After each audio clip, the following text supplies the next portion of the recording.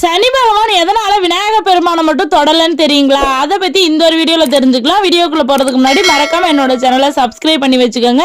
Comment பாக்ஸ்ல உங்களுக்கு பிடிச்ச கடவுள் யாரு அப்படிங்கறதையும் கமெண்ட் பண்ணிட்டு பாருங்க. சனி பகவான் 7 வருஷத்துக்கு நம்மளை பிடிச்சு கஷ்டப்படுத்துவாரு அப்படிங்கிற ஒரு விஷயம் எல்லாருக்குமே தெரியுங்க. நம்மளான்னு மட்டும் இல்லைங்க, கடவுள்கள் தேவர்கள் எல்லாரையுமே பிடிச்சு கஷ்டப்படுத்துவாரு. அப்படி எல்லாரையும் பிடிச்சிட்டாரு. அப்ப விநாயக பெருமானை வந்துட்டு பிடிக்கிறதுக்கு வர்றாரு. அப்போ விநாயக பெருமான் சொல்றாரு, இன்னைக்கு நான் ரொம்ப முக்கியமான ஒரு வேலையில இருக்கிறேன், தயவு செய்து இன்னைக்கு என்னை விட்டுருங்க, நீங்க நாளைக்கு வந்து என்னைய தொட்டுக்கங்க அப்படிங்கிற மாதிரி சொல்றாரு. ஆனா சனி பகவான் வந்துட்டு விநாயகரனுடைய பேச்சை வந்துட்டு நம்பல. நீங்க என்னை பொய் சொல்லி ஏமாத்திட்டீங்கன்னா போச்சு அப்படிங்கிற மாதிரி சொல்றாரு. அப்ப விநாயக பெருமான் சொல்றாரு, நீங்க வேணா என்னுடைய முதுகுல இன்று போய் நாளை வா அப்படின்னு சொல்லி எழுதி வைங்க அப்படிங்கிற மாதிரி.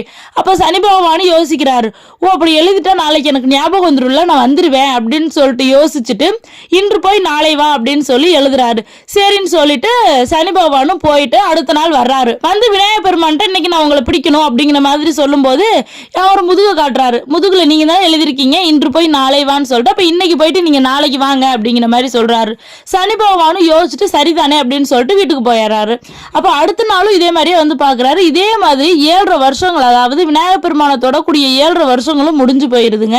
அப்போ சனி பகவான் கேட்கிறாரு, என்னை நீங்க ஏமாத்திட்டீங்கல்ல அப்படிங்கிற மாதிரி கேட்கிறப்போ, நான் உங்களை ஏமாத்தல, என்னுடைய புத்தி கூர்மையினால நான் உங்களை வென்றுட்டேன் அப்படிங்கிற மாதிரி சொல்லிட்டு சனி பகவான் வந்துட்டு விநாயக பெருமானை தொடவே இல்லைங்க.